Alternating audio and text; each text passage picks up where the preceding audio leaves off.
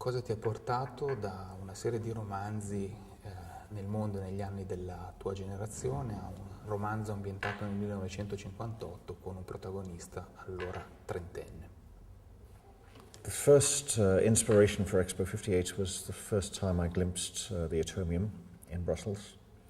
And I hadn't been planning to write a historical novel, a book set in the 1950s.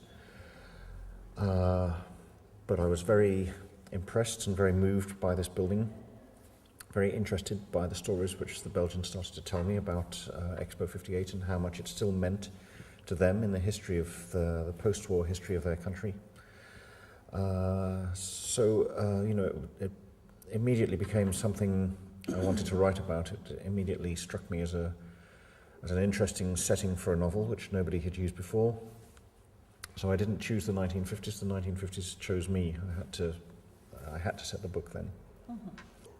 Of course, a lot of my books are set in the present day, were written at the time at which they were set, but I think you also find in my books an interest in how the events of the past impact upon the present, an interest in the passage of time.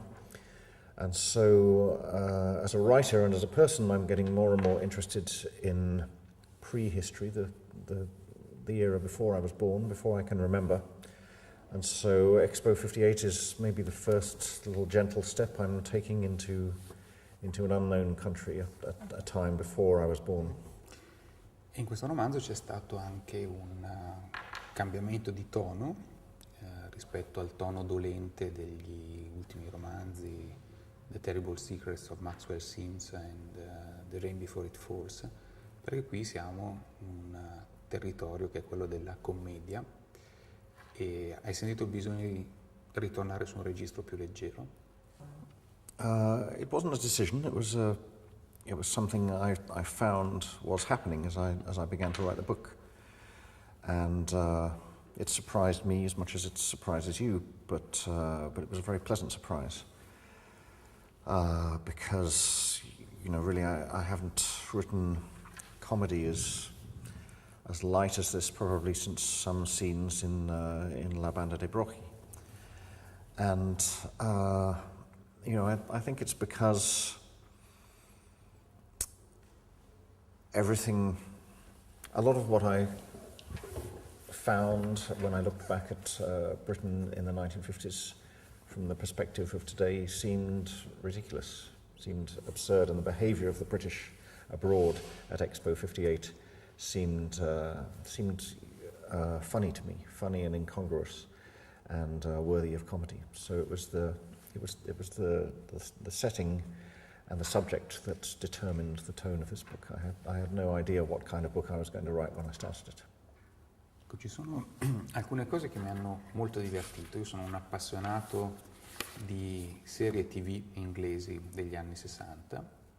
Io forse ho una mia illusione, o forse c'è davvero, ma ho sentito un'ispirazione che potrebbe arrivare da serie come The Prisoner, come The Avengers, e volevo sapere se era deliberato o se è qualcosa che anche tu conservi come me nel tuo immaginario.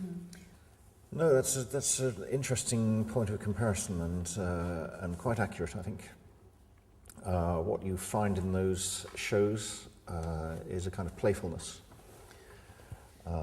Because I knew that I couldn't write a serious spy novel, and I never intended to write a serious spy novel. I can't write about espionage in the way that John le Carré writes about it, where the spy narrative becomes an exploration of a very deep exploration of the soul of the people involved.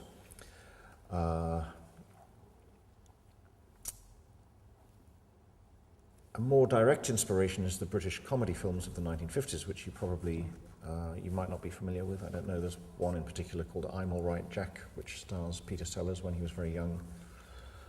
But the interesting thing is that a lot of these films, including the Ealing comedies, films like The Lavender Hill Mob, were directed by people who couldn't work in films in the 1960s because the work was becoming hard to find, so they started directing TV series, and a lot of them directed episodes of The Avengers and of The Prisoner.